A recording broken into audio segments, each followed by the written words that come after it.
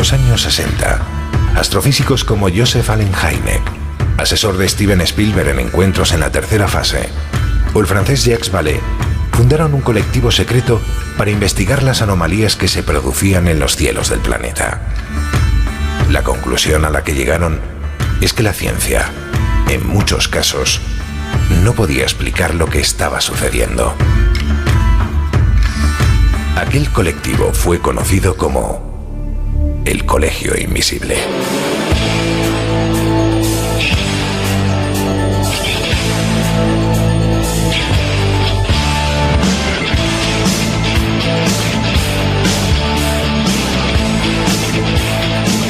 El Colegio Invisible, con Lorenzo Fernández Bueno y Laura Falcó en Onda Cero.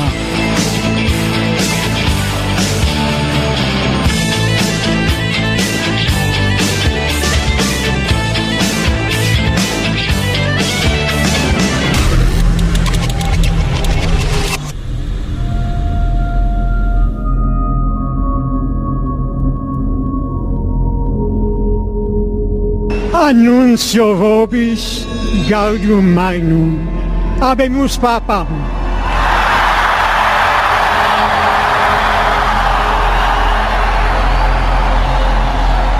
Eminentissimum ac reverendissimum Dominum Georgium Marium, Sancte Romani Ecclesiae Cardinalem Bergoglio,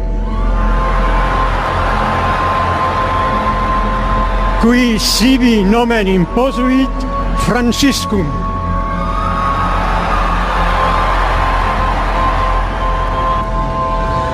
Fratelli e sorelle, buonasera.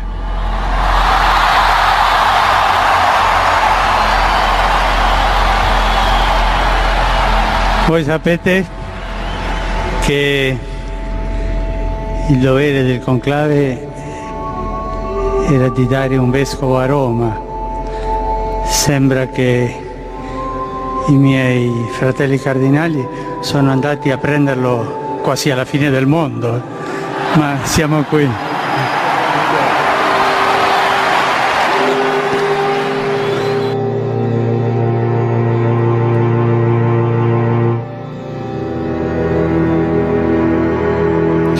Muy buenas noches, ¿cómo estáis? Bueno, pues es evidente que la figura del Papa Francisco ha marcado, marca y marcará seguramente los designios de una iglesia a la que a día de hoy siguen más de 1.000 millones de personas. Es muy llamativo, en el momento en el que Francisco salía a la plaza de San Pedro, ya coronado como sucesor de precisamente San Pedro, como nuevo papa, como muchos al oír ese nombre, Jorge Mario Bergoglio, pues realmente no lo conocían y se producía quizás una euforia un tanto menor. Ni que decir cuando el archidiácono anuncia que el nombre que adopta el nuevo papa es el de Francisco. También se produjo una especie de silencio porque nadie parecía entender nada.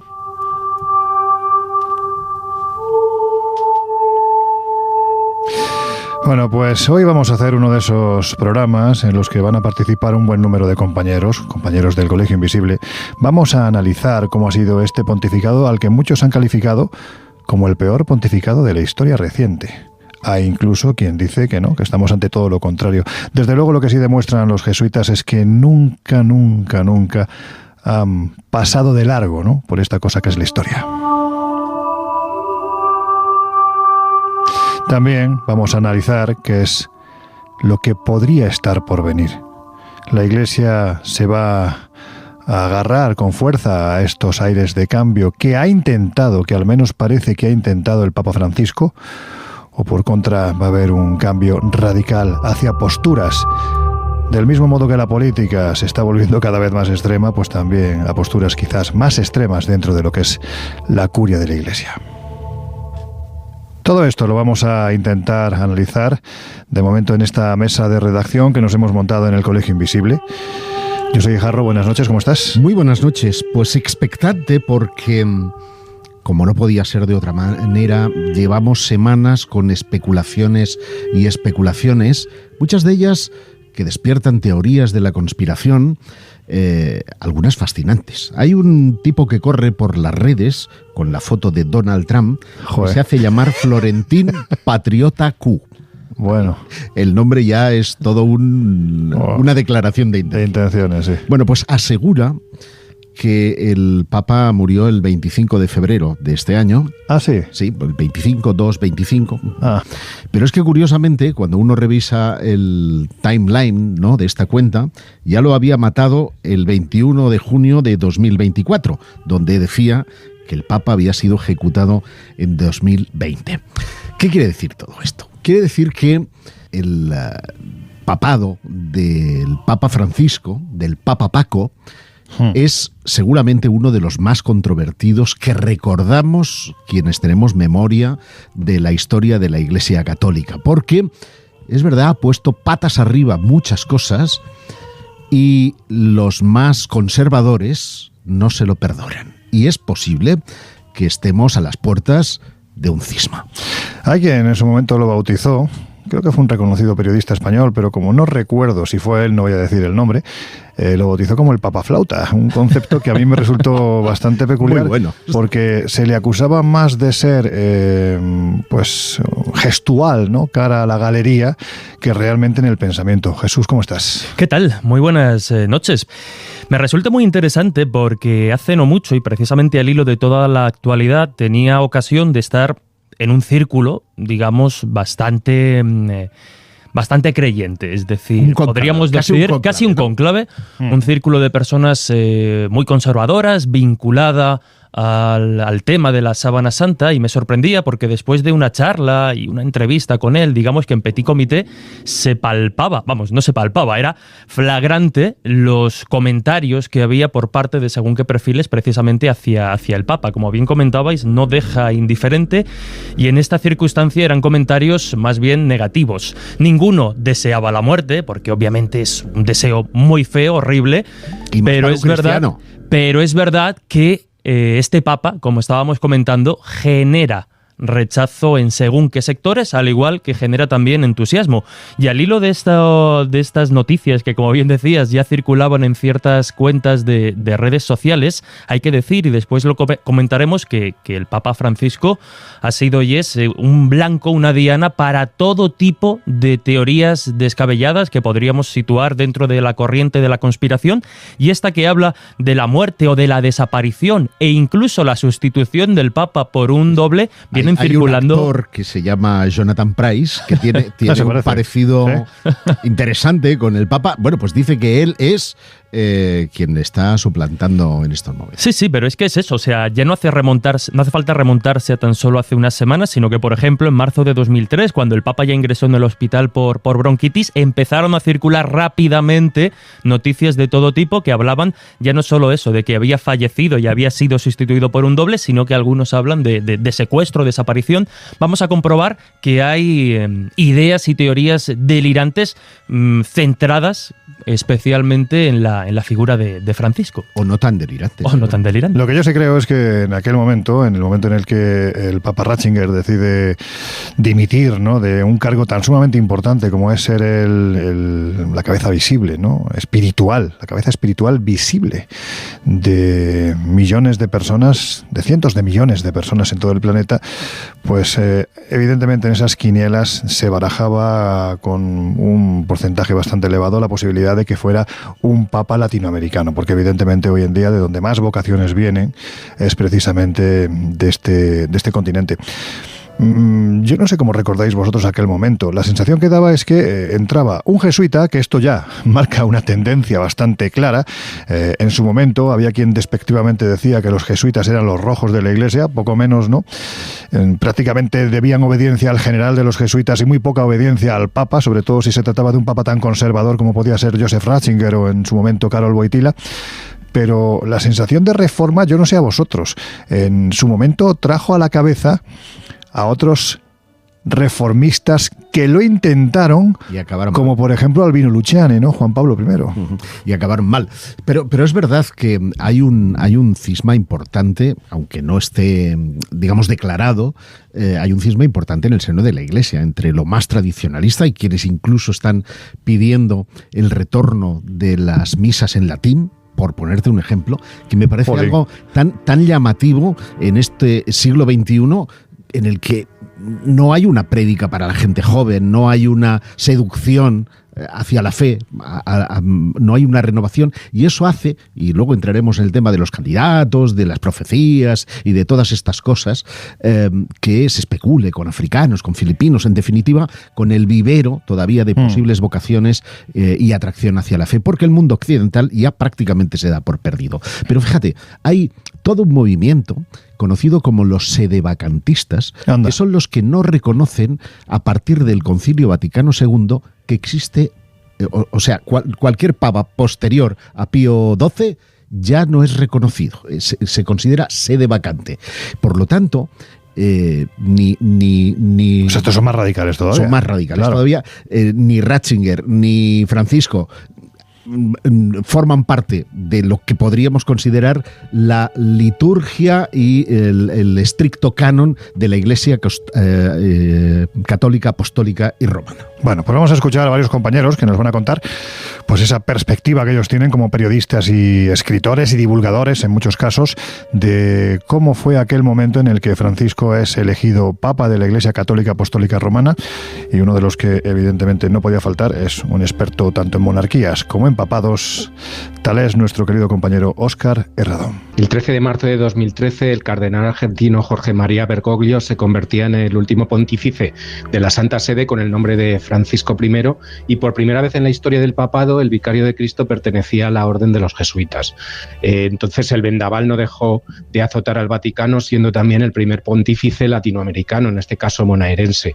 A los escándalos de Batilix, la pederastia, la corrupción y la influencia de la masonería durante el mandato de Benedicto XVI, todos ellos escándalos muy mediáticos en su momento, venían a sumarse las polémicas relacionadas con una orden cuyo líder es conocido como el Papa Negro, y es una organización que en más de una ocasión ha mantenido una guerra abierta a lo largo de sus 500 años de historia con el mismo Vaticano.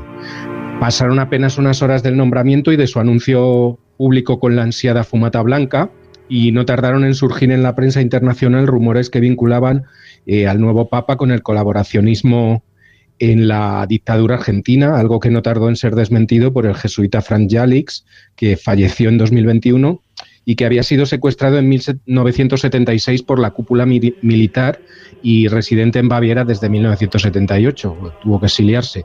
Quien afirmó presto que Francisco, que era entonces provincial de la Orden Jesuita en Buenos Aires, no le entregó a la Junta Militar, ¿no? Y con eso probablemente incluso salvó su vida, ¿no? El escándalo se servía desde varios frentes, azuzado en parte por un sector tradicional de la Iglesia que no miraba al jesuitismo precisamente con buenos ojos, una enemistad que se remonta a siglos atrás, casi desde su misma fundación por Ignacio de Loyola en 1540. Y el hecho de que el pontífice hiciese declaraciones como la que sigue no hizo sino echar más leña al fuego, ¿no? ¿Cómo me gustaría una iglesia pobre y para los pobres? Aquello recordaba a mucha gente a las palabras de Juan Pablo I, y a muchos les venía a la mente su trágico final el 28 de septiembre de 1978, apenas un mes después de ser elegido Papa. Al margen de la polémica sobre el nombramiento de Francisco y el hecho de que estos más de 12 años de pontificado hayan demostrado que su santidad no corría el peligro de Juan Pablo I, a pesar de la introducción de no pocos cambios en la curia, una de las imágenes más impactantes del pontífice bonaerense tuvo lugar el mes de mayo de ese mismo año 2013, en el que la fumata blanca anunció su elección por el Espíritu Santo, al menos para quien quiera creérselo, imagino que para la mayoría de los fieles, cuando el entonces recién elegido pontífice realizaba lo que parecía ser una oración exorcística en la mismísima plaza de San Pedro, en el corazón del Vaticano. El Papa imponía entonces sus manos sobre la frente de un joven enfermo que no dejaba de gritar durante unos breves momentos que se hicieron eternos frente a las cámaras. El mismísimo Vaticano se vio obligado entonces a negar que se tratase de un exorcismo de algo parecido. Sin embargo, la polémica se reavivó unos días después, cuando el sujeto supuestamente poseído, de nombre Ángel V, concedía una entrevista a la corresponsal del diario El Mundo en el Vaticano, que era entonces Irene Hernández de Velasco.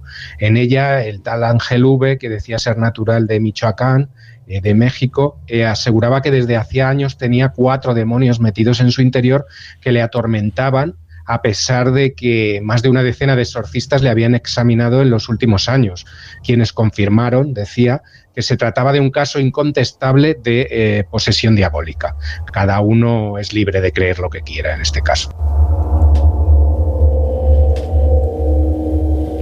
Bueno, yo me imagino que recordáis aquellas imágenes en plena plaza de San Pedro, imponiendo esas manos y con la sensación de que la persona que recibía esa imposición, pues como que no le gustaba demasiado que el Papa le pusiera las manos encima, ¿no? ¿Recordáis, no? Sí, total.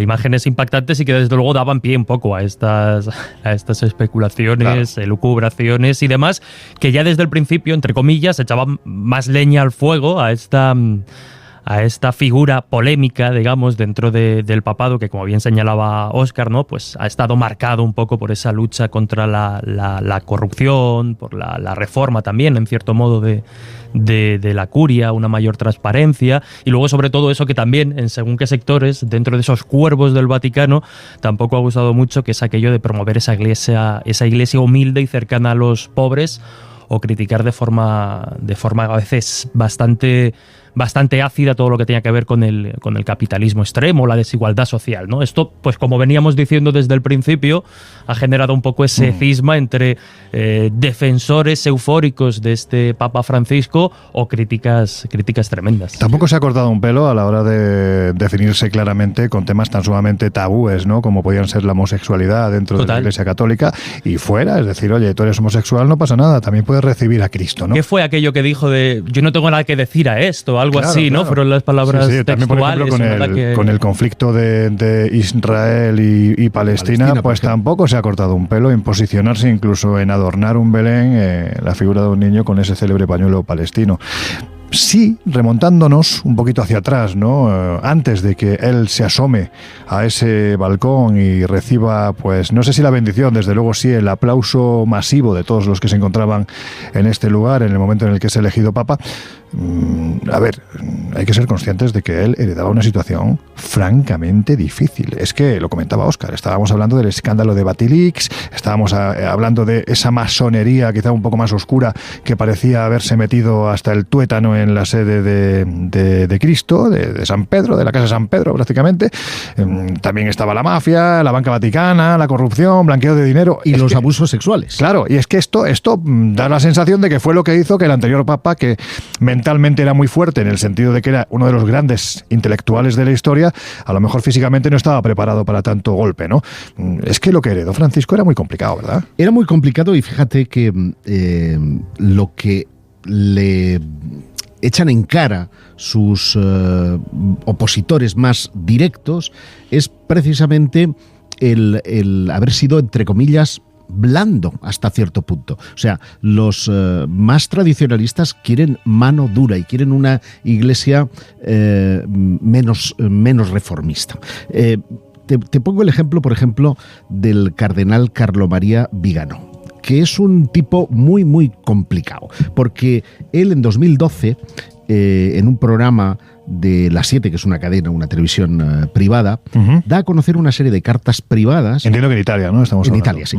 Dirigidas al secretario de Estado Vaticano, que era este Tarcisio Bertone, y al propio Papa. En ellas, Vigano, que entonces era secretario de la Gobernación en el Vaticano, pues le piden que le mantengan en su puesto para combatir, cito literalmente, la corrupción y el abuso de poder que, según él, se habían asentado en ciertos estratos de las altas esferas vaticanas. Vigano hablaba de mala gestión, de amiguismos, de adjudicaciones de contrato, un poco en la línea de lo que tú ahora mismo estabas apuntando. Pero una de las cartas, una de las visivas que estaba dirigida a Benedicto XVI, revelaba que su interés era denunciar aquellos supuestos desmanes, así como las acusaciones que le atribuían de crear un clima negativo de gobernación. ¿Qué hizo el Vaticano? Cogió a Vigano y lo mandó a Washington. Lo mandó a Washington como nuncio apostólico en un ascenso maravilloso, que él no lo tomó como ascenso maravilloso, de manera que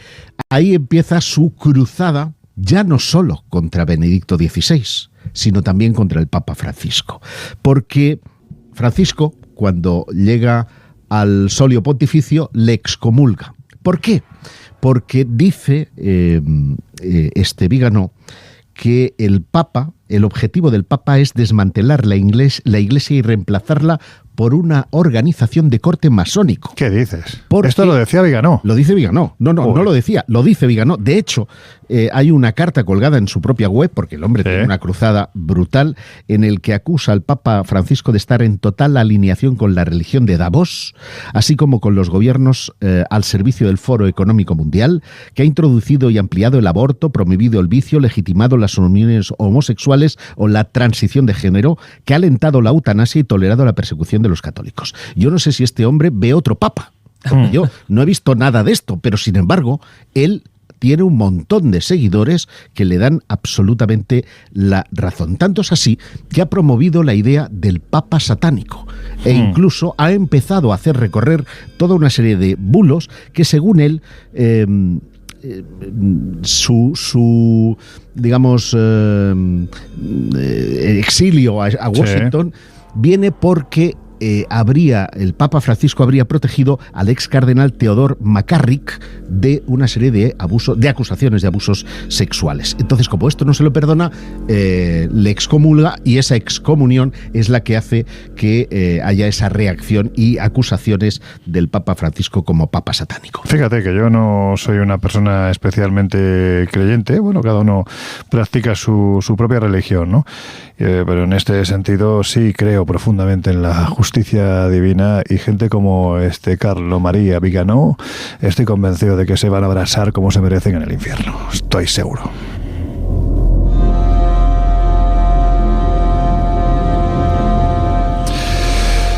Bueno, pues aquí estamos hablando de una figura importante, no quizás la más importante dentro de lo que es la Iglesia Católica del último siglo y medio, pero sí un papa que por lo menos ha intentado, da la sensación, hacer una reforma profunda en una institución que, cuando se levantaba el felpudo, el olor a pestazo que salía era impresionante. Hay que decir, Jesús, que dentro de lo que es la historia del Papa también ha habido una enorme cantidad. Bueno, es que es la actualidad pura y dura, nos lleva a que hay que estar limpiando, borrando, quitando todo lo que es fake news, ¿no? Y alrededor de la figura del Papa, pues este tipo de fake news también se ha producido, ¿no? Muchísimas. Fruto como consecuencia precisamente de ese rechazo que genera quizá en un sector más conservador, y también en este contexto, como decimos, de desinformación y fake news constantes, pues obviamente el Papa es el blanco, la diana perfecta de este tipo de informaciones. Ya dejaba caer Josep algunas de ellas. Por ejemplo, se le ha vinculado de alguna forma con la pederastia, y dentro de todas estas fake news, por ejemplo, en el contexto de todos los documentos que salieron al hilo del caso Jeffrey Epstein, circularon imágenes en las que supuestamente se ve al Papa de fiesta, bebiendo, con alcohol, besando a una chica y vinculándolo precisamente a ese tipo de escándalos sexuales. Obviamente, también con el auge, ¿no?, de la inteligencia artificial, pues la creación de este tipo de imágenes se convierte en algo mucho más sencillo, tan sencillo y tan burdo en ocasiones. Ahora veremos que hay otras que quizá puedan tener más sentido, ¿no? Pero es como verdad. El vídeo, por ejemplo, de Trump Gaza, ¿no? ¿Habéis visto? Por ejemplo. ¿No lo habéis visto? Bueno, qué maravilla. O sea, qué barbaridad. Pero yo es que no quiero opinar, porque luego... Es la inteligencia... No, sí, además es verdad que luego nos dicen que hablamos mucho de Trump, pero es que da mucho de qué hablar este hombre. En fin. Bueno, y más que dará que hablar. Vamos a seguir con el Papa, venga. En esta línea de informaciones falsas y campañas de desinformación, quizá en ese ambiente más turbio, ¿no?, que tiene que ver con la pederastia, pues también, por ejemplo, en 2021 determinados medios de comunicación, obviamente no los más rigurosos, pero sí aquellos que tienen calado y fuerza en las redes sociales y que por tanto llega a un sector de la población que muchas veces da por cierto determinadas noticias, se habló en 2021 de que el Papa había sido detenido ni más ni menos que por posesión de pornografía infantil y tráfico de este tipo de información. Hablaba Josep también del Papa satánico, y es que efectivamente también circularon muchísimas noticias, muchas veces, fíjate, sobre todo estas, ¿no?, que tienen un carácter más burdo, que nacen en medios de comunicación paródicos destinados al humor y a la comedia, pero de lo que precisamente se hacen eco otros sectores para hacer daño y minar en según qué sentido la imagen del Papa Francisco. Pues también se habló del Papa satánico, diciendo o haciéndose eco de algunas informaciones en las que el Papa Francisco había ordenado a los cristianos rezar a Satanás para obtener una verdadera iluminación, e incluso también generando imágenes por inteligencia artificial. Se le veía saludando a un Papa satánico, que además nada tiene que ver con el satanismo tal y como se entiende, pues lo veíamos ataviado, ¿no?, casi en forma contraria a lo que es el Papa, con cuernos, vestido oscuro también, ¿no?, y demás. Claro. Pero yéndonos ya quizá a otras de estas narrativas un tanto absurdas, se habló en su momento de que, y de hecho se hicieron eco de determinadas plataformas, de que el Papa quería acabar con la Navidad. Una tragedia que habría sido para los católicos, y que desde el Vaticano lo que se planteaba era reemplazar la Navidad por la fiesta de la paz, y en palabras del Papa Francisco leíamos o podíamos leer en determinados medios de comunicación que pues el objetivo era eso, ¿no?, en búsqueda de una concordia con otro tipo de credos y religiones, olvidarnos de la Navidad como tal y empezar a celebrar la fiesta de la paz, algo que habrían apoyado determinadas instituciones políticas. Al hilo de esto, de tratar... ¿Sabes lo más terrible, Jesús? Que estoy convencido de que algunas instituciones políticas lo hubieran apoyado. Seguramente, de hecho... Estoy seguro, venga. Todos de hippies, a fumar porros, venga, a celebrar el druidismo, que mola mucho más, hombre, es más antiguo. Al hilo de esta búsqueda de concordia, ¿no?, para con otras religiones y con otros credos, también se habló y se hicieron virales determinadas imágenes que sí que eran reales, y ahora lo explicaremos, pero en un contexto totalmente desvirtuado, en el que el Papa se rendía al Islam y se arrodillaba ante un musulmán. Y esto es que, claro, esto hay quien se lo cree. Es que esto, ya digo, tiene que ver con una imagen que es real, en la que se puede ver al Papa Francisco agachado precisamente frente al presidente de Sudán del Sur. Esta imagen, que además circuló ya alrededor del año 2019, se va poniendo de moda y se vuelve a hacer rular cada cierto tiempo, porque vemos que efectivamente el Papa Francisco está arrodillado ante este mandatario sursudanés, que sería Salva Kiir, pero no es musulmán, sino que este personaje es cristiano, y la foto está hecha en el contexto de que él se encontraba de visita en el Vaticano para un retiro espiritual. Estos hechos se remontan al 11 de abril de 2019, como digo, en el Vaticano, al que acudieron diferentes líderes de Sudán del Sur para ese retiro espiritual, y efectivamente vemos al Papa Francisco dentro de ese contexto arrodillarse ante este personaje que no era musulmán ni un alto cargo de este estilo. Uno de tantos. A contar más. Ahora en la segunda hora, una vez que escuchemos lo que tienen que contarnos nuestros compañeros de los servicios informativos de Onda Cero Radio, vamos a rescatar alguna fake news vinculada al Papa más, porque yo creo que merece la pena para que veáis la cantidad de estupideces que se pueden llegar a decir. Pero en fin, que esto será en unos minutos. Bueno, pues que os dejamos, ya sabéis, en compañía de nuestros compañeros de los informativos. Estáis en el Colegio Invisible. Regresamos enseguida. It's a long way to the finish line, got a hard road ahead. Anybody gonna stand in my way is gonna wish they were dead. 'Cause I'm gonna take knocks in the rain, any luck's gonna keep me from this door. En unos minutos volvemos a abrir las puertas del Colegio Invisible en Onda Cero. I'm gonna light like fire, I'm coming down like rain. I'm gonna break down barriers, I'm gonna play through the pain. I'm gonna rise like a phoenix, I'm gonna fight through the flame. The devil won't drag me down. Son las 2, es la 1 en Canarias.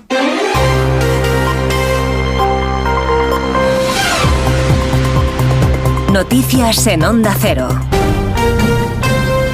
Buenas noches. En Washington hoy viernes se reúnen el presidente de Estados Unidos, Donald Trump, y el presidente ucraniano, Volodymyr Zelensky, para cerrar el acuerdo sobre minerales. Este jueves se han reunido en la Casa Blanca el primer ministro británico, Keir Starmer, y Donald Trump en un nuevo intento por garantizar que Ucrania y los líderes europeos participen en cualquier negociación de paz. Trump ha asegurado que hay muchas posibilidades, además de que no haya aranceles para la importación de productos del Reino Unido que la Casa Blanca ha prometido aplicar. Sin embargo, ha ignorado la petición de Starmer de dar garantías de seguridad a Ucrania. Reitera que el acuerdo sobre minerales con Zelensky va a ser la única garantía que el país necesita frente a la amenaza de Rusia. Sin embargo, el primer ministro británico se ha mostrado firme y ha reiterado en varias ocasiones la necesidad de que cualquier acuerdo de paz sea un pacto duradero y justo para Kiev.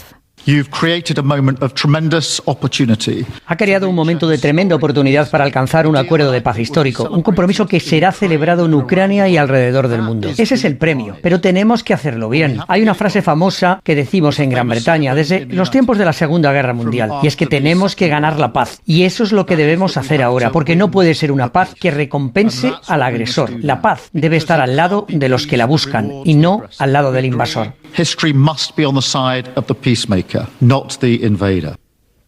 Una delegación de Canadá y otra de México han viajado a Estados Unidos para intentar convencer al gobierno de Washington de que no castigue a los dos países con aranceles del 25% a partir del 4 de marzo, un mes antes de lo que había afirmado Donald Trump apenas unas horas antes. Trump considera que no se ha hecho lo suficiente para frenar el tráfico de fentanilo e inmigrantes desde los dos países. La delegación de México ve positiva la reunión que ha celebrado en Estados Unidos para tratar de evitar esos aranceles.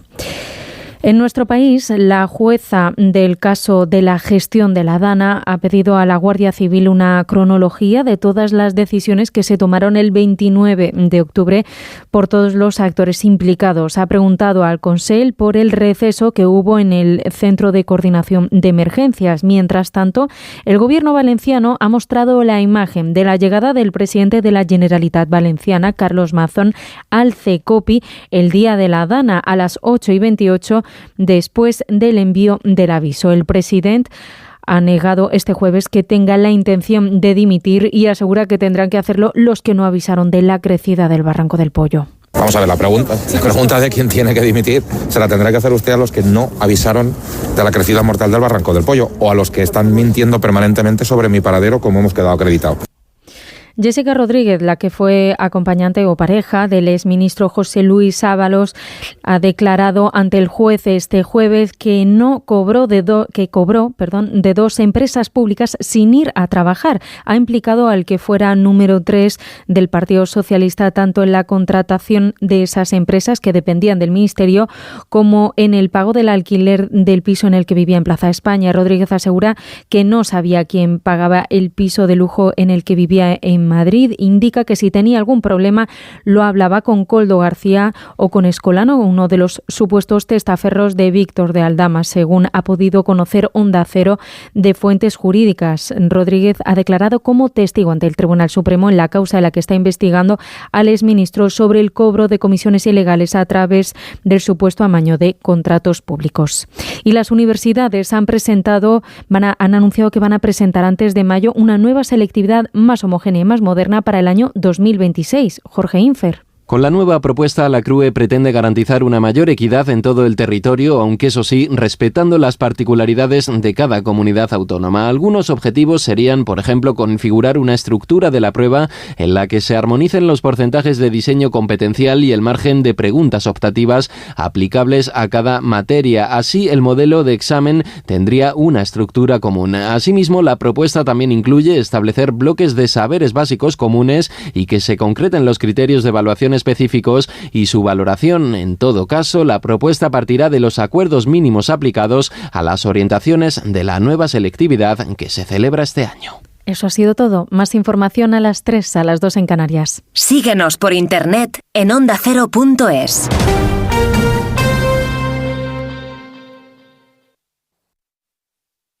Es la 1 de la mañana.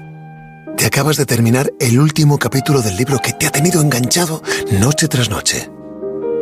Y te preguntas, ¿y ahora qué?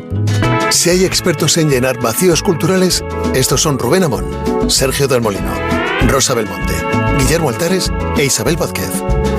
Bienvenido al mayor club de lectura, cine, series y música. La Cultureta Gran Reserva. Cada viernes a la 1:30 de la madrugada. Y siempre que quieras en la web y en la app. Onda Cero, tu radio.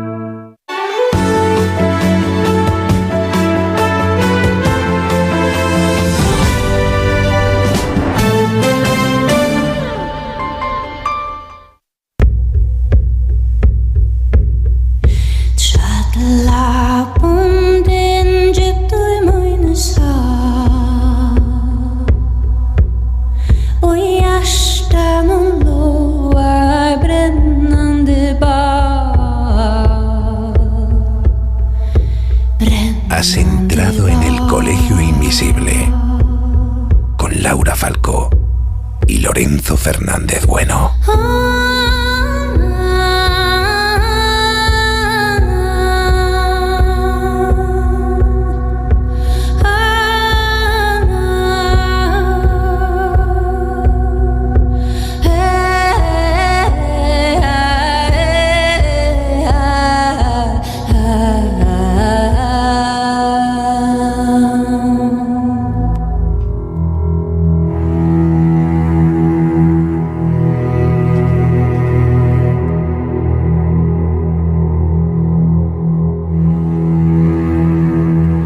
Bueno, pues ya estamos de vuelta. Si te acabas de incorporar al Colegio Invisible de hoy, que sepas que estamos hablando del Papa Francisco.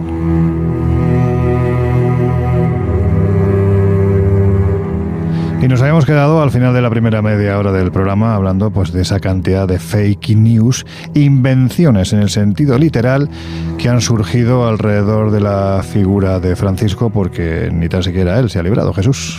Pues sí, efectivamente, y además me gustaría citar algo que no he citado al principio, y es que gran parte de toda esta información es fruto, como tantas otras ocasiones, del trabajo que, por ejemplo, webs como maldita.es hacen de tratar de rastrear y hacer fact-checking de este tipo de informaciones.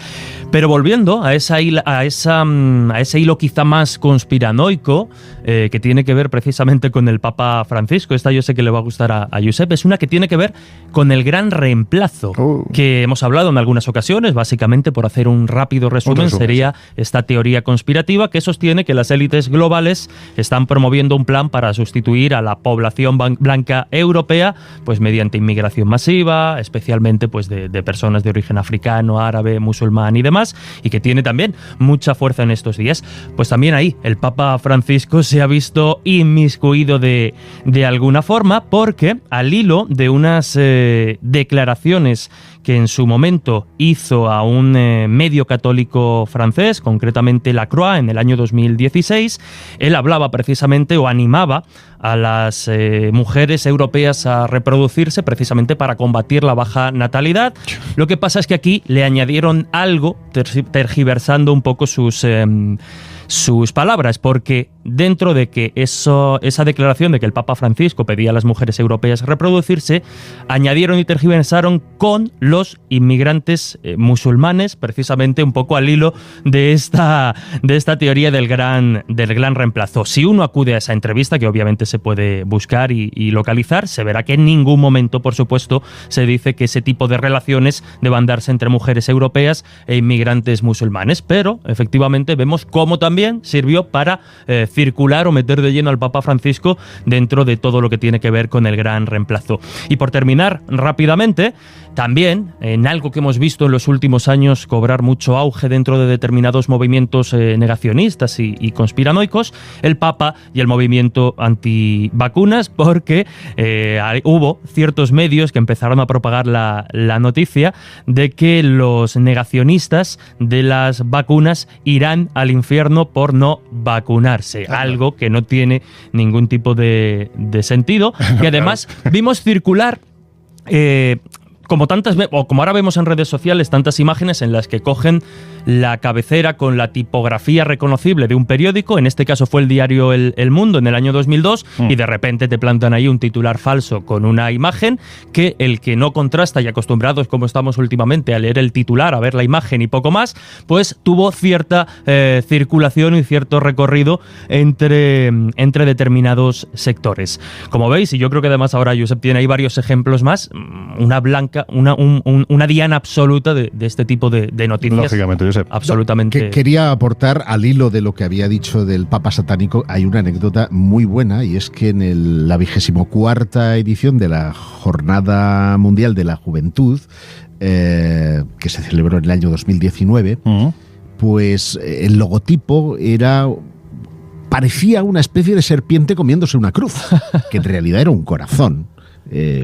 O sea, la forma de la serpiente era tan sinuosa que dibujaba un corazón, pero como esto en las redes sociales ponen inmediatamente al lado una serpiente de verdad haciendo el mismo gesto, pues tú decías, una serpiente, el demonio se está comiendo la cruz, cuando en realidad, y este es un dato objetivo, el Papa es seguramente el Papa que más ha hablado del diablo durante su pontificado, y lo ha hecho no para loarlo, sino para combatirlo, incluso cargando contra nuestros temas, porque considera que el ocultismo, que el esoterismo, yo creo que se refiere más al asunto de las mancias, la brujería, etcétera, que propiamente dicho al esoterismo como función de interpretar como la realidad. filosofía, ¿no? Exactamente. Más que, claro. Son considerados, pues, prácticamente una forma, una tentación de que el diablo entre en las personas. Bueno, da igual que sea un esoterismo u otro. Ya. En fin, eso es muy discutible lo que plantea en este caso el Papa. Sí, pero bueno, es desde un punto de vista religioso, sí, claro, es absolutamente comprensible, ¿no?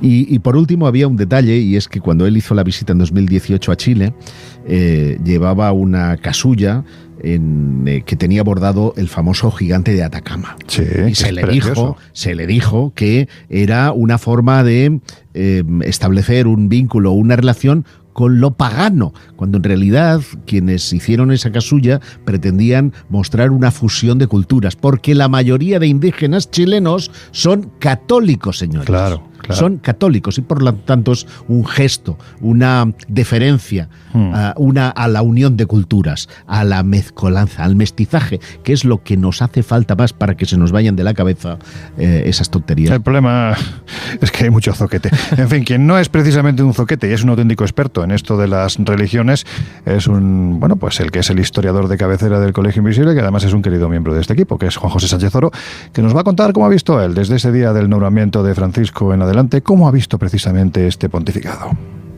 Pues yo creo que la principal aportación del Papa Francisco durante su mandato ha sido el cambio de enfoque de la actividad del pontificado y por extensión de toda la Iglesia. Yo creo que lo que ha hecho ha sido fundamentalmente poner por delante la cuestión social por encima de la cuestión moral.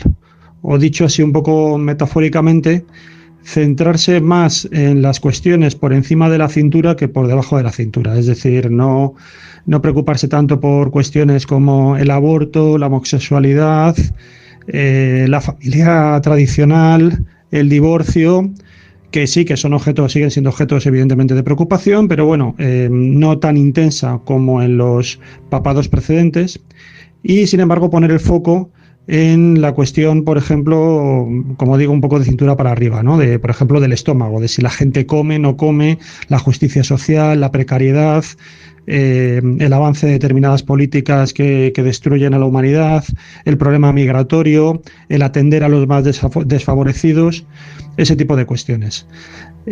Para intentar perpetuar su labor y este cambio ideológico, que algunos lo han considerado pues como un papa peronista o incluso marxista, pues para intentar perpetuar esta labor, él lo que ha hecho ha sido cambiar bastante el colegio cardenalicio. De unos 138 me parece que ahora mismo hay cardenales con capacidad para emitir voto, porque tienen que ser menores de 80 años. Él ha sustituido a lo largo de su mandato a 111 nada menos. De hecho, el último cambio fue en diciembre pasado, cuando de un solo golpe cambió a 11. Ha sido el Papa que más rápidamente ha ido produciendo este reemplazo dentro de los cardenales, y claro, al hacer esta sustitución, en la medida que iban quedando vacantes, él iban haciendo estos nuevos nombramientos, y lógicamente en esos nuevos nombramientos iba buscando cardenales que fueran más o menos de su misma cuerda ideológica, ¿no? Que hubieran demostrado esa mayor capacidad por el trabajo social frente a la condena moral que ocurría antes, y más de un perfil, pues digamos, de gente que se remanga en el trabajo con los cristianos y con los fieles y con los desfavorecidos, que más especulativo, teológico o teórico. Si esto va a ser suficiente o no para poder producir la renovación es complicado, porque ahora mismo también el contexto en el que vive la Iglesia es muy hostil, con el avance de otro tipo de credos en diferentes contextos, también al mismo tiempo por la desafección que hay del cristianismo en general en las sociedades occidentales, por cómo se está convirtiendo también el concepto de cristiano en una noción ideológica muy identitaria, que eso se está viendo muy bien en Estados Unidos, donde ya hay mucha gente que se considera evangélica porque cree que es la esencia de los Estados Unidos, pero sin embargo no va a misa, ¿no? Digamos, no va a la iglesia. Bueno, todo esto, como digo, está diluyendo bastante la idea de lo que es ser cristiano, de lo que es ser católico, y a la vez hay movimientos políticos ahora mismo muy fuertes que consideran el cristianismo, por ejemplo aquí en Europa, como algo que es esencial de nuestra cultura. Así que no tengo muy claro hacia dónde va a ir la nueva Iglesia o después del Papa Francisco. Si se va a tratar de apoyar en estos nuevos movimientos tan identitarios, tan nacionalistas, porque cree que a lo mejor ahí sí que va a tener una posibilidad de crecimiento, o se va a intentar oponer porque entiende que justamente esos movimientos identitarios y nacionalistas van en contra, por ejemplo, de los emigrantes, y por lo tanto pueden establecer más barreras dentro de una cristiandad. Así que no termino de tener nada claro qué va a ocurrir. La otra crónica, los martes de 1:30 a 3 de la madrugada en Onda Cero.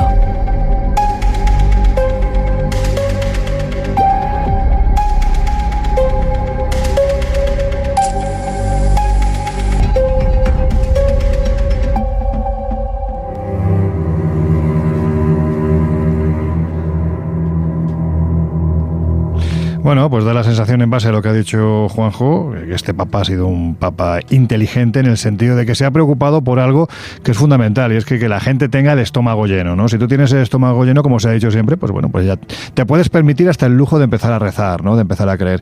Pero más allá de este resumen quizás un poco simplista, ¿no?, que estoy haciendo ahora mismo, la sensación que transmiten las palabras de Juanjo en base a la enorme cantidad de nuevos grupos religiosos especialmente vinculados a la política, que esto ya quizás hace que la cosa se extreme un poco más, pues es que no hace que el futuro después de Francisco sea especialmente, no sé si decir transparente, desde luego claro no se ve. Sucede que estamos en unos tiempos casi apocalípticos, y ese clima apocalíptico hace que exista una batalla por conseguir la fe. La fe a veces a través de la ciencia, ¿eh? Cuando hablo de formas de fe no me refiero estrictamente a religiones, pero esos equilibrios entre el mundo islámico, el mundo cristiano y el hinduismo, por ejemplo, pues siempre se ha mantenido bien equilibrado, y ahora parece que hay como un interés en poner el foco en esas tensiones interreligiosas, cuando en realidad no han existido, porque efectivamente uno puede preocuparse del espíritu cuando tiene bien alimentado el cuerpo. Si el cuerpo no está bien alimentado, el espíritu carece de interés. Jesús, hay un concepto que se repite una y otra vez cada vez que un papa se va, y es el de cónclave. Mira que todos decimos, sí sabemos lo que es, pero es que esto tiene tantas aristas que lo hacen un ritual, aparte de ancestral, absolutamente, permitidme la definición de fascinante. Ya antes de que diga nada Jesús, a quien le está veniendo muy bien lo del cónclave es a la peli, ¿eh? Total. Sí, ¿no? Sí, dicen, además tiene no sé cuántas nominaciones a... Había quien decía que se habían puesto de acuerdo, es que en fin, la gente tiene un cuajo que no veas. Marketing, en fin. Sí. absoluto. Pero vamos a ese cónclave. Pues sí, efectivamente, tal y como decías, probablemente el cónclave a día de hoy sea el rito católico más mediático y probablemente uno de los que más tradición tiene y que se remonta, aunque con cambios obviamente, ¿no? Y actualizaciones, pero se remonta a los orígenes casi de la Iglesia Católica tal y como lo conocemos. Se trata de esa reunión que ya adelantaba un poco Juanjo del colegio cardenalicio, es decir, los cardenales de todo el mundo, que bajo llave, que es lo que de hecho significa la palabra cónclave, que vendría del latín cum clave, es decir, con llave. Por eso dicen siempre con clave, no con clave, con clave. Eso es. Pues bajo llave, desde hace un tiempo siempre se había estipulado que dentro obviamente de los límites del propio Vaticano, pero desde hace un tiempo, concretamente en la Capilla Sixtina, en el Vaticano, para elegir al que será el próximo líder de la Iglesia Católica, es decir, el sucesor de San Pedro. Cuando el Papa fallece o cuando el Papa abdica o dimite, el camarlengo, que sería el administrador de la... ¿Cómo me gusta el camarlengo? A mí me gustaba el de... Por el código da Vinci. Justo, claro, es que yo iba a decir lo mismo. Mira, la palabra me parece muy, muy potente, o sea, camarlengo, ¿no? Es el que guarda la llave. O sea, efectivamente, de hecho es el administrador de la Santa Sede, designado por el propio Papa en curso, y que además es el responsable de certificar la muerte, de sellar la habitación y de destruir ese anillo del pescador, que es el anillo grabado. Se destruye hasta que se deforma el sello y luego con ese mismo anillo se vuelve, ¿no?, a realizar el 9. O sea que se recicla. El nuevo, se recicla. La de fundidos que llevan 2000 años. Bueno, también te digo una cosa, ¿no? A lo mejor ya no, porque si no, en fin, si no estoy equivocado, que puede ser que lo esté, yo creo que el anillo de Francisco no es de oro, no es de plata. Es de plata. De hecho, la propia cruz que lleva es de plata. Él se quiso despojar de cualquier atributo que lo pudiera convertir en, pues en lo que él no quería. Él hablaba, pobreza. Aboga, ¿no? Él aboga por la iglesia pobre de Cristo, y parte de esa pobreza, pues ha determinado que se trataba de, en vez de llevar avalorios de oro, pues llevar de plata, con lo cual es posible que el anillo que en su momento se ponga el sucesor será de oro, será nuevo. Pues bueno, rompería. O se habrán guardado los restos del anterior de guardado y vuelven claro. No lo sabemos. Los han vendido en Wallapop. No sé. Bueno, está bien esto de meter un poquito de humor en un tema tan a veces complejo. Bueno, pues como decíamos, una vez se lleva a cabo todo este ritual, se declara el periodo de sede vacante, y es entonces cuando se organizan los novendiales, que son los funerales del Papa. Comienza precisamente el luto, y por tanto comienzan también, después de esos funerales, los preparativos del cónclave. ¿Cuándo empieza el cónclave? Pues cuando un papa muere o renuncia, ahí existe ese periodo de luto y de reuniones entre los cardenales para preparar la elección, y normalmente se estipula que el cónclave debe empezar entre 15 y como máximo 20 días después de la muerte del papa.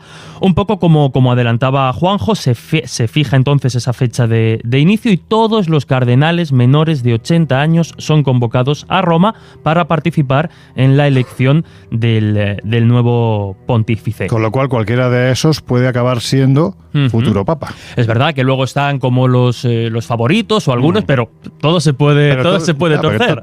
Todo el que entra en el cónclave puede ser elegido, efectivamente, ¿no? Se desplazan a Roma. De hecho, antes del inicio del propio cónclave se celebra una misa, que es la misa pro eligendo pontífice, que sería previa al cónclave y que es presidida por el cardenal decano, y donde piden a Dios o al Espíritu Santo sabiduría y certeza para que les guíe, ¿no?, en la elección del futuro líder católico, y que esa elección sea lo más propicia posible.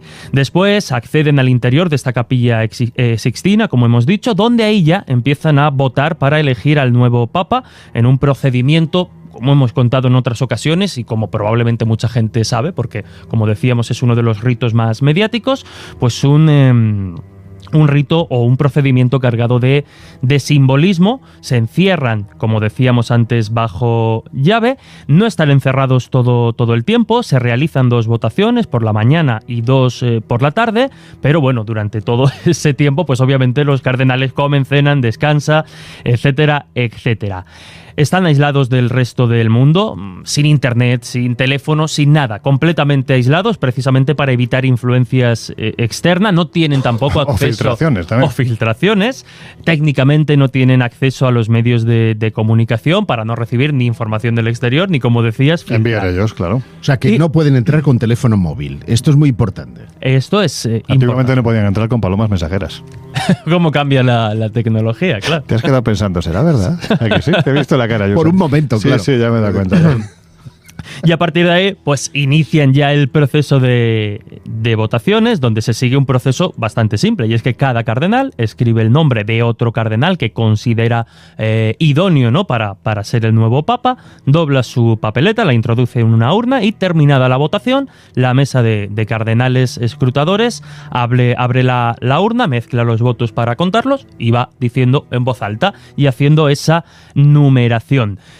Esto es lo famoso, ¿no? Cuando no hay mayoría, porque hay que tener en cuenta que el número total de cardenales, bueno, lo ha dicho Juanjo, que puede variar, pero el máximo estaría, por lo menos hasta ahora estaba permitido en 120, tiene que haber al menos 80 votos de esos 120, es decir, 2 tercios del total a favor de un cardenal para que sea elegido papa, y si esto no es así, pues vemos la fumata negra, porque se van quemando los votos, se van quemando en la chimenea con un producto químico especial, y si efectivamente no hay concordia a la hora de elegir al nuevo papa, pues vemos ese humo negro.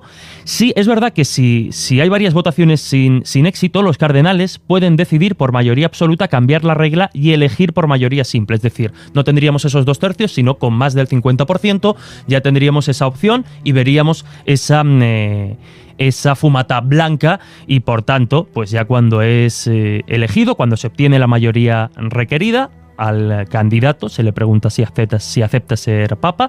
Si dice que sí, elige su nuevo nombre papal. En el caso de Jorge María Bergoglio fue Francisco en el año 2013, y a partir de ahí, pues eso, vemos la fumata blanca. El nuevo papa ya se viste con la túnica, sale al balcón de la Basílica de San Pedro, donde el cardenal encargado anuncia esa famosa frase de Habemus Papam. Sí, señor. Bueno, pues... y por cierto, la media de edad está muy jovencita, ¿no? De los... sí. Pues debe de ser estar en los 70. Debe de ser alta. O algo más. Sí, yo creo que no quieren que se les escape otro Karol Wojtyla, ¿verdad? Eso de elegir a un papa de 59, 58 años... Que te dura un porrón, sí.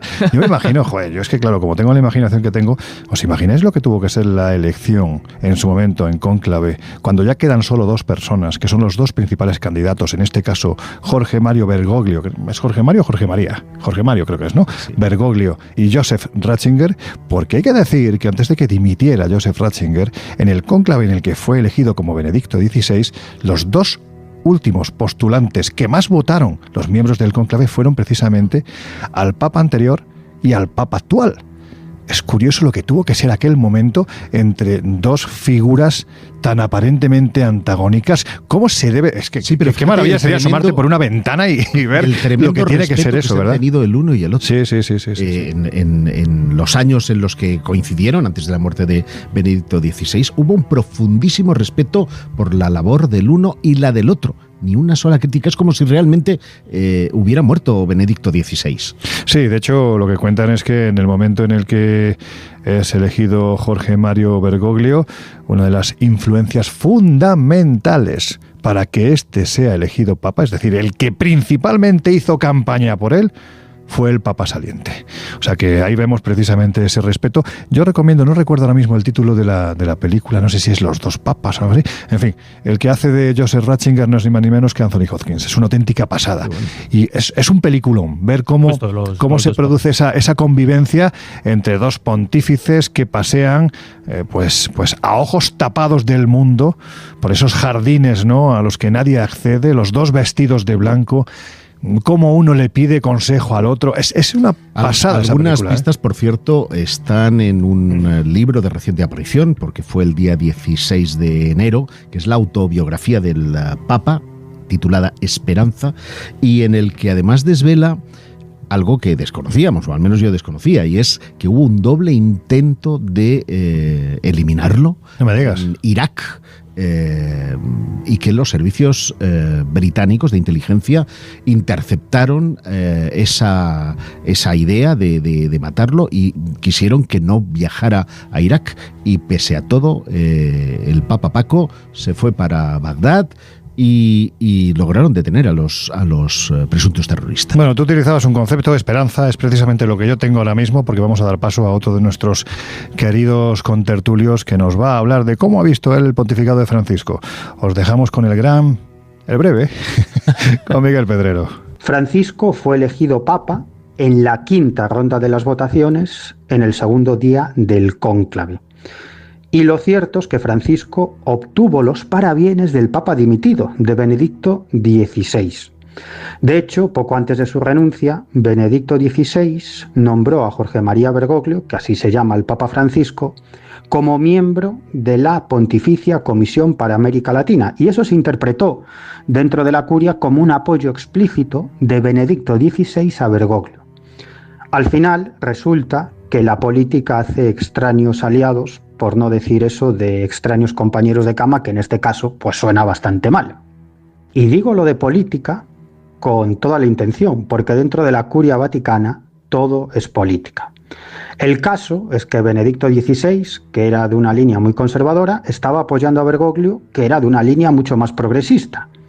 Es más, todo parece indicar que Benedicto XVI presionó a su gente dentro del cónclave, que eran todos muy conservadores, para que eligieran a Bergoglio, alguien mucho más aperturista. Y la pregunta es ¿por qué? Bueno, pues nunca hay un solo motivo, sino varios motivos, pero desde mi punto de vista, en primer lugar, uno de los motivos que hizo que Benedicto XVI apoyara a Bergoglio es que Bergoglio tenía fama de reformador. Luego además tenía una edad adecuada, estaba fuerte y estaba dispuesto a poner en orden a la curia, enfrentándose a quien hiciera falta y resistiendo todas las presiones. Además, iba a contar con el apoyo de prelados de línea progresista como él, pero también con unos cuantos de línea conservadora, pero que querían limpiar la curia de corrupción. Y luego, otro motivo que también influyó desde mi punto de vista para que fuese elegido como papa, es que Bergoglio abogaba por acercar la Iglesia a las periferias, pero periferias tanto geográficas como existenciales. Es decir, que lo que quería era acercar la Iglesia a los más pobres, a los más necesitados, y también a lugares geográficos como África, América o Asia, y de este modo competir con las iglesias evangélicas que le estaban comiendo el terreno a la Iglesia católica. Bueno, le estaban y le están. Y tampoco debemos olvidarnos que Francisco es el primer papa jesuita en toda la historia. También es el primero que proviene del hemisferio sur y el primer pontífice americano.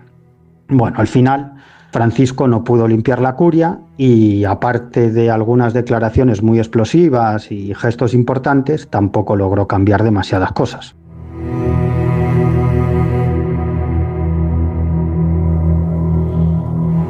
Bueno, por lo que podemos ver, la verdad es que tanto Juanjo Sánchez Oro como Miguel Pedrero están bastante alineados en el hecho de que las iglesias evangélicas están cogiendo una fuerza inusitada y esto puede ser un problema bastante serio para la propia institución católica. Y luego el hecho, pues lo comentábamos antes, ¿no? Miguel lo ha explicado perfectamente bien, ¿no? Ese hecho de que un papa tan conservador decida apoyar a un papa tan reformador, pues lo que te viene a demostrar es que no todo es santidad, ¿no? Dentro precisamente de la Santa Sede. Fíjate que se me antoja, es una reflexión abuela pluma por lo que comentaba tanto Pedrero como Sánchez Oro. Y es el tema del auge de las iglesias evangélicas, que no sé si se está dando en el contexto de la rotura de los estados aconfesionales. Es decir, en la misma medida en la que el propio poder se está vinculando, estoy pensando ahora mismo en Estados Unidos, hacia la religión, yo flipaba hace, no sé si fue ayer o antes de ayer, que celebraba la primera reunión de equipo de gobierno Donald Trump, y antes de empezar la sesión todos rezaban. Esto yo no lo había visto jamás. Bueno, a ver, con George Bush hijo sí ocurría, ¿sí? Sí había un predicador siempre en todas las reuniones que era el que abría la ceremonia. Esto es muy habitual entre los presidentes de Estados Unidos. Es raro en alguien que siempre se ha declarado tan sumamente al margen de cualquier creencia como es Donald Trump. Pero en fin, los votos son los votos. Fíjate, Erdogan en Turquía. Es decir, Erdogan también es un señor laico en un país absolutamente laico y ahora le ha dado por empezar a construir mezquitas. Bueno, pues lo forma de ganarte el favor. Lo mismo que está pasando de una parte de en el mundo cristiano con los evangélicos está pasando con los chiíes en el mundo musulmán. Es decir, estamos en un momento de extremismos, y esos extremismos están más próximos al fanatismo que no realmente a una verdadera vocación cristiana, por llevarlo a nuestro ámbito, que es el de la religión católica. Porque Cristo no sabemos si habló o no habló de iglesia.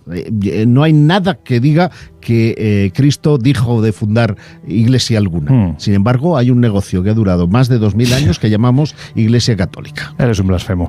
Bueno, pues vamos a escuchar de nuevo a nuestro compañero Juanjo Sánchez Oro, porque evidentemente la situación da la sensación de que se puede volver tan turbia que es interesante saber qué es lo que nos cuentan las profecías. Con el Papa Francisco finaliza la profecía de San Malaquías. A él le correspondería el último de los emblemas, de las divisas citadas por San Malaquías, la famosa de Pedro el Romano, a partir de cuyo momento pues la ciudad de las 7 colinas sería destruida y habría un juez que que impondría de nuevo, haría su juicio, y ahí acaba todo. Se ha tratado de ver si este Pedro el Romano puede corresponder al Papa Francisco o no, como siempre ocurrió con las divisas y con los emblemas de los anteriores papas. En el caso de Francisco, se considera que esa idea de Pedro podría estar justamente en el nombre que él adoptó al ser consagrado como papa, porque él, naturalmente, esa mención de Francisco era por San Francisco de Asís, y Francisco tenía como segundo nombre de Pietro, así que ahí podríamos tener una primera coincidencia. Claro, quedaría el otro apelativo, ¿no?, de Pedro el Romano. ¿A qué se refiere? Bueno, resulta que ahora, en los días en los que ha estado con estos problemas de salud el Papa, pues salió a relucir que ya había dejado escrito su testamento, y él ha pedido ser enterrado no en el Vaticano, sino en Santa María Maggiore. Y esta basílica, que es muy conocida por tener la reliquia de la supuesta cuna original de Belén, también tiene un icono que es un icono bizantino, un icono por el que tiene muchísima devoción el Papa Francisco. Además, él lo utilizó, por ejemplo, en oración durante el COVID. Bueno, pues como digo, esta querencia que tiene por este icono también ha quedado un poco reflejado en el testamento. Sería el motivo por el cual él ha decidido ser enterrado aquí en esta basílica. Y resulta que el nombre de este icono es Salvación del Pueblo Romano, Salus Populi Romani. Curioso. Por lo tanto, ahí podríamos tener el encaje, como siempre se hace con este tipo de profecías a Malaquías, un poco encaje de bolillo, retorciendo mucho las biografías de los personajes a ver si se consigue extraer algún elemento que coincida con lo dicho por Malaquías, pero bueno, aquí podríamos tener, por lo tanto, esa coincidencia. Sea de una manera o de otra, sea realmente el Papa Francisco Pedro el Romano o no, lo cierto es que con él caduca esta profecía, y no sabemos a partir de ahí qué es lo que ocurrirá. Esto es muy interesante, lo que dice Juanjo, porque efectivamente, yo ya sabéis que no soy muy dado al tema de las profecías, porque no creo en ellas. ¿Por qué? Porque generalmente lo que se trata de hacer, y lo explicaba muy bien Juanjo, es encajar a toro pasado las cosas, ¿no? Entonces, de los 112 lemas, hay que recordar, por ejemplo, que Benedicto XVI era la gloria del olivo. Gloria olivae, sí, del olivo. Y se busca el elemento para que, claro, así San Malaquías acierta todas, ¿no? Claro. Pero y Nostradamus. Ahí va. ¿Por qué?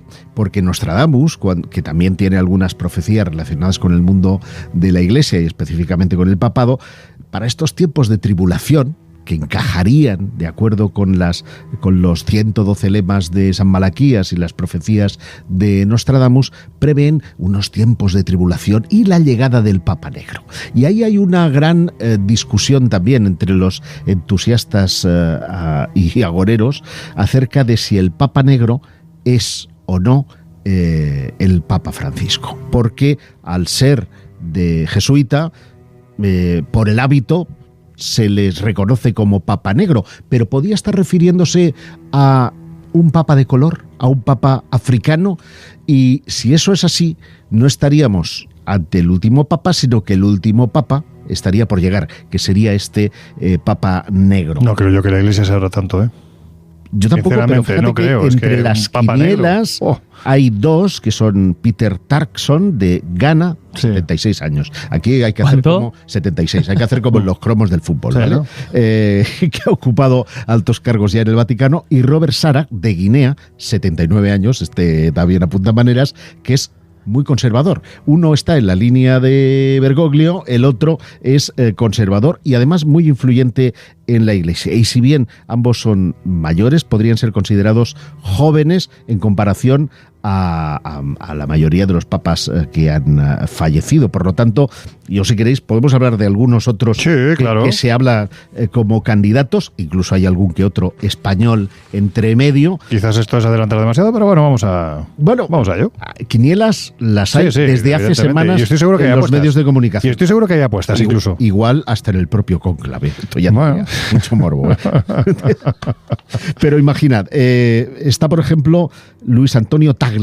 Este te debe encantar a ti porque por el apellido, claro, lógicamente. Que tengo mucho cariño, por cierto, a esa población de Cantabria que se llama Tagle, así que un abrazo para todos los que estáis allí. Y que este sí es joven, 67 años, y que es considerado uno de los favoritos, y la Iglesia opta por fortalecer, por ejemplo, su presencia en Asia, ya que Luis Antonio Tagle es una figura muy cercana al legado de Francisco, fue arzobispo en Manila y es actual prefecto del dicasterio para la evangelización. Tagle es conocido por su humildad, por su carisma de cercanía con los fieles, y tiene un estilo pastoral y capacidad de comunicación que le han convertido en un líder influyente. 69 años tiene Matteo Zuppi, italiano. Se rumorea que los italianos podrían estar después de tanto tiempo, ¿eh? Exacto. El cardenal Matteo Zuppi es arzobispo de Bolonia y presidente de la Conferencia Episcopal Italiana, una de las figuras que podrían continuar con la línea reformista de Francisco, y está vinculado al Sant'Egidio, que es un grupo católico comprometido con el diálogo interreligioso. Solo tiene un hándicap. ¿Uno?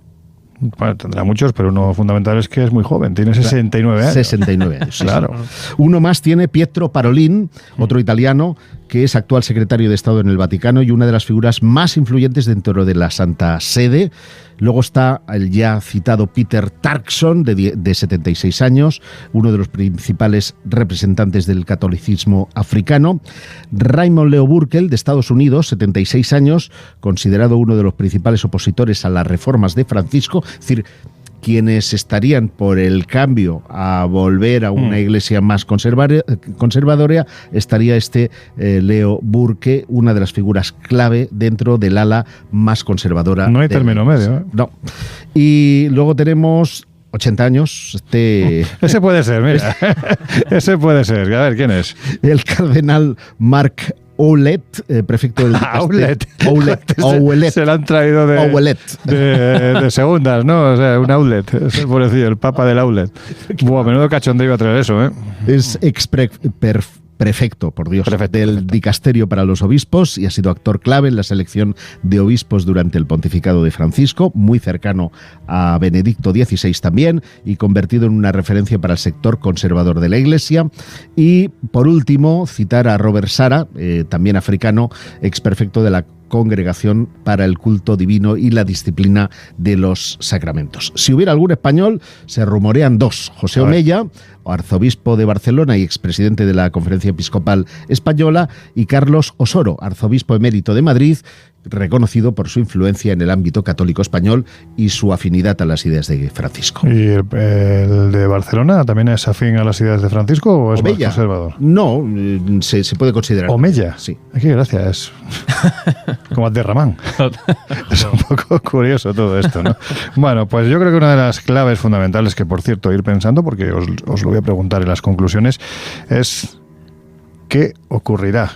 ¿Qué va a ocurrir en la era post-Francisco? Es decir, ¿hacia dónde se dirige la Iglesia? Bueno, pues uno de los más sesudos del Colegio Invisible, que es Miguel Pedrero, piensa lo siguiente. La gran pregunta es si los padres de la Iglesia elegirán a un papa continuista con la labor de Francisco o a alguien del establishment de la curia para que nada cambie y todo siga igual. Y también me pregunto si elegirán a un progresista que pueda hacer de contrapeso al auge conservador en el mundo, es decir, a los Trump, Putin, Meloni y demás, o elegirán a un conservador para contar con el apoyo de estos personajes políticos tan poderosos en este momento.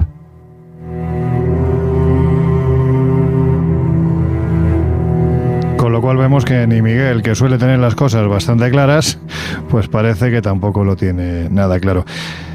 Es increíble todo lo que puede generar un Estado como el Vaticano. Es decir, son los dueños de la espiritualidad de una parte muy importante del planeta. Y sin embargo da la sensación de que nunca hay nada claro cuando estás haciendo referencia a todo lo que tiene que ver con el Vaticano. Gente espiritual, gente que pone la otra mejilla cuando le golpeas en la otra.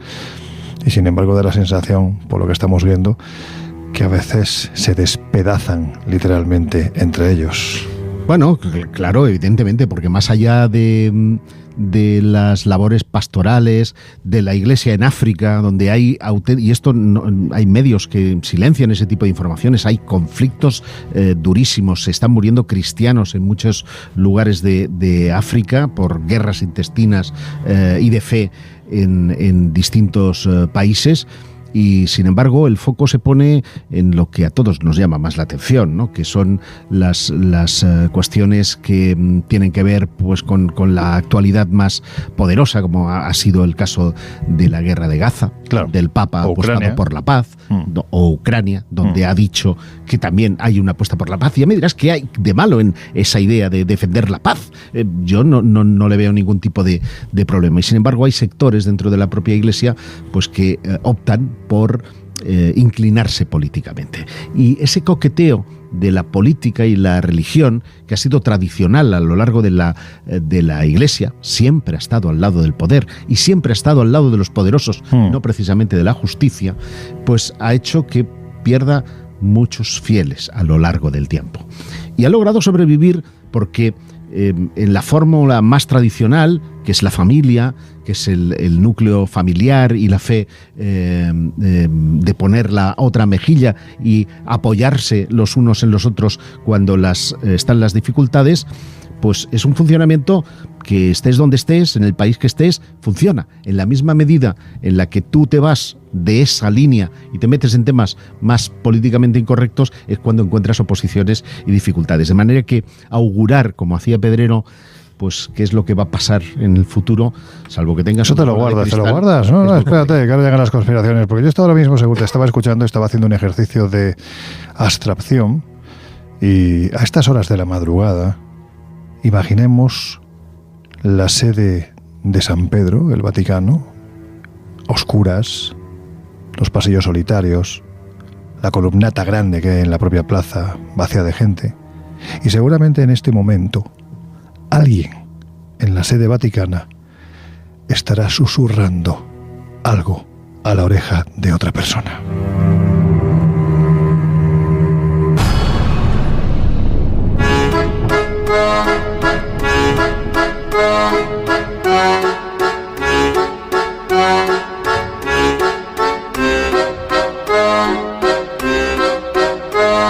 Historias así solo ocurren en el Colegio Invisible.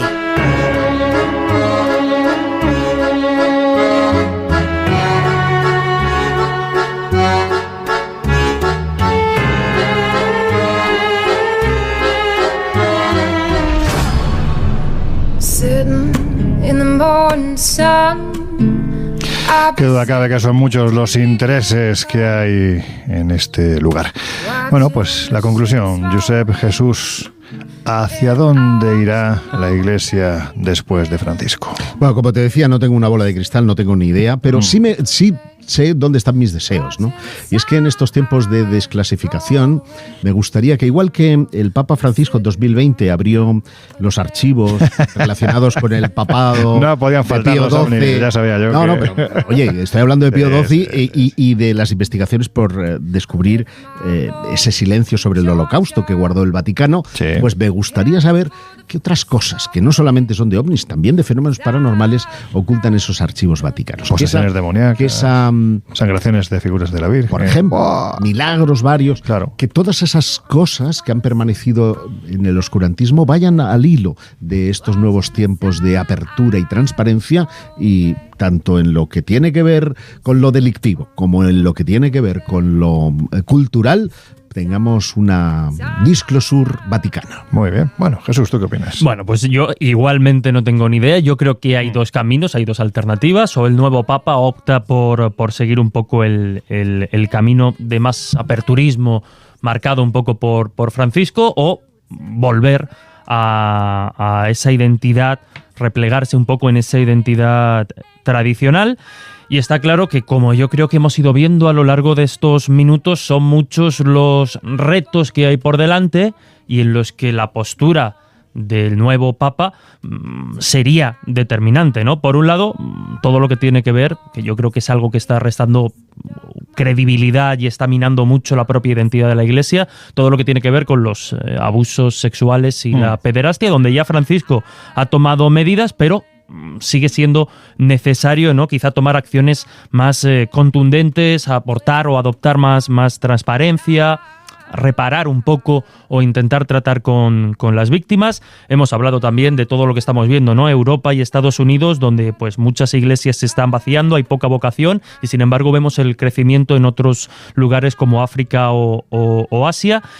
Y desde luego en posturas quizá de tema más social, como puede ser pues todo lo que tiene que ver con el matrimonio homosexual, los derechos de la comunidad LGBTQ+, es que ya hasta cuesta decirlo, o incluso el papel de la mujer en la Iglesia, ¿no? Bueno, pues todos esos frentes que están abiertos, en función del camino que se tome, irán para un lado o irán para el otro, pero veremos. Bueno, pues empezábamos escuchando a un querido compañero, el escritor y periodista Óscar Herradón, y vamos a terminar precisamente con él. Vamos a oír qué es lo que opina precisamente de esto, hacia dónde irá la Iglesia. Al final parece que el Papa Francisco no ha revolucionado tanto como se creía la institución que comanda desde el solio pontificio, aunque nos ha dejado importantes reflexiones y algunos momentos mediáticos muy controvertidos, ¿no? Como afirmar en julio de 2013, apenas 3 meses después de su elección en el cónclave celebrado en la Capilla Sixtina, una de sus frases más célebres y controvertidas, en alusión a unas preguntas de la prensa sobre un supuesto lobby gay oculto en el propio Vaticano. Y afirmó: cuando me encuentro con una persona gay, tengo que distinguir entre ser gay y ser parte de un lobby. Si aceptan al Señor y tienen buena voluntad, ¿quién soy yo para juzgarlos? Ellos no deben ser marginados. La tendencia, en este caso se refería a la homosexualidad, no es el problema. Ellos son nuestros hermanos. Eso sí, insistió en que el problema eran los lobbies que actuaban en contra de los intereses de la Iglesia. Somos todos hijos de Dios. Y Dios nos quiere como estamos y con la fuerza que luchamos cada uno por nuestra dignidad. El ser homosexual no es un delito. No es un delito. Sí, pero es pecado. Bueno, primero, distingamos pecado por delito. Pero también es pecado la falta de caridad con el prójimo. ¿Y vos cómo andás? Cada hombre y cada mujer tiene que tener una ventana en su vida donde pueda volcar su esperanza y donde pueda ver la dignidad de Dios. Y ser homosexual no es un delito. Es una condición humana. Ni qué decir tiene que aquellas palabras no gustaron a los más conservadores, ¿no? Muchos en la institución milenaria. En febrero de 2016, en plena campaña de las presidenciales estadounidenses y sin duda en alusión a la recién inaugurada presidencia del magnate neoyorquino Donald Trump, concretamente a su programa electoral, Francisco dijo: una persona que piensa en construir muros, cualquier muro, y no en construir puentes, no es un cristiano. No debemos olvidar que en más de una ocasión Donald Trump ha declarado ser una suerte de elegido de Dios para guiar al pueblo estadounidense, ¿no? Así que aquellas palabras probablemente no le gustaron demasiado. La nueva elección de Trump para un segundo mandato no consecutivo en el ala oeste, que como hemos visto ha puesto patas arriba la política de su país y la geopolítica planetaria, guerra de Ucrania incluida, pues ha coincidido con el delicado estado de salud de Francisco, que sin embargo hace 2 semanas aún tuvo energías para condenar las deportaciones de Trump. En un insólito documento, el Vicario de Cristo de origen argentino pedía a los católicos estadounidenses que no cedan ante las narrativas que discriminan y hacen sufrir innecesariamente a nuestros hermanos migrantes y refugiados. La Casa Blanca le respondió que el Vaticano también tiene un muro. Veremos si algunos de sus dictámenes de Francisco, introducidos en la sede apostólica y en el credo católico, influyen realmente en un cambio de rumbo en la institución más antigua del mundo, o si se avecinan tiempos más oscuros y turbios y aún una mayor incertidumbre ya casi insostenible, ¿no?, en la que vivimos.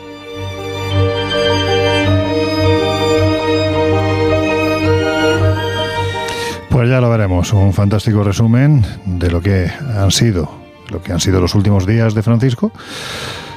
Pues eso, no ha dejado de estar ahí implicándose en todo lo que son causas sociales y la problemática tan terrible que ahora mismo recorre todo el planeta.